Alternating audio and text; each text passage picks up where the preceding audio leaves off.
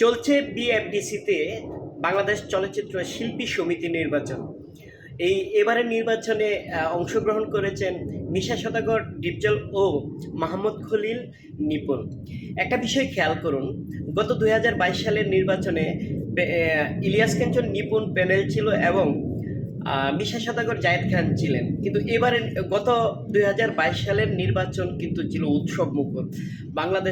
বাংলাদেশ সামাজিক যোগাযোগের মাধ্যমে যেভাবে খবর ছড়িয়ে পড়েছিল, মানে প্রতিটা মানুষের মধ্যে এই বিষয়টা কাজ করতো। ইলিয়াস কাঞ্চন এমন একজন মানুষ, তার মতো মানুষ এই চলচ্চিত্র শিল্পী সমিতির নির্বাচনে চলে এসেছেন। এটা একটা বিশাল কিছু। কিন্তু এটা আবারও প্রমাণিত হলো যে ইলিয়াস কাঞ্চন আসলে একজন স্বনামধন্য পার্সন। কেননা এবারের নির্বাচনটা দেখুন, অনেক মানুষ জানেই না। গতবার যে জায়গাতে মুঠোফোন ওপেন করলেই ইলিয়াস কাঞ্চন নিপুণ এর সংবাদ খবর বেরিয়ে পড়তো, যেটা আমরা মোবাইলটা চালু করলেই দেখতে পেতাম। এবারের নির্বাচনটা দেখুন, 2024 সালের যে ডিপজল, মিশা সওদাগর, তারপরে নিপুণ, মাহমুদ খলিল, তারাও লিজেন্ডারি পার্সন, কিন্তু কই তাদেরকে নিয়ে তো এতটা পাবলিকের উৎসব মুখরতা নেই, আগ্রহ নেই। মানে আরেকটা খবর জানা গেল যে এফডিসিতে নির্বাচন চলছে আজকে এফডিসিতে নির্বাচন চলছে। সকাল মানে দুপুর 12টা বেজে গেছে, টোটালি 20টা ভোট কাস্ট হয় নাই। মানে যারা ভোট দিবে তাদেরও অতটা আগ্রহ এবার দেখা যাচ্ছে না। তারপরে দেখুন, 551 জন এবার ভোটার।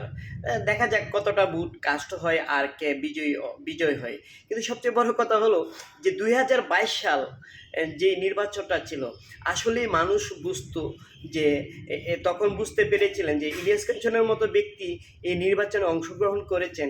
তার মানে এটা একটা উল্লেখযোগ্য বিষয়।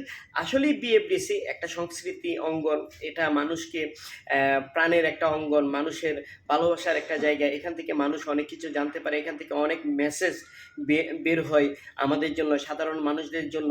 কিন্তু ওই কার্যক্রমটা কতটা এগিয়ে যাচ্ছে, কেননা এখন কিন্তু আর 2022 সালের মতো এই 2024 সালে তেমন উৎসব মুখরতা দেখা যাচ্ছে না।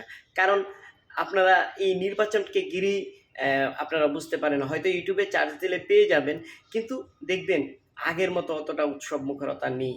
যে জায়গাতে আমরা দেখেছি ইলিয়াস কাঞ্চন নিপুণ প্যানেলের জন্য গত 2022 সালের নির্বাচনে সকাল থেকে প্রায় রাত্রি শেষ অবধি মানুষ অপেক্ষা করেছিল। তাই এই রেজাল্টটা কি হয়, এই রেজাল্টটা অবশ্যই কাঞ্চনের জন্য একটা ভালো কিছু বয়ে আনবে, কাঞ্চন বিজয়ী হবে, এই হলো বিষয়।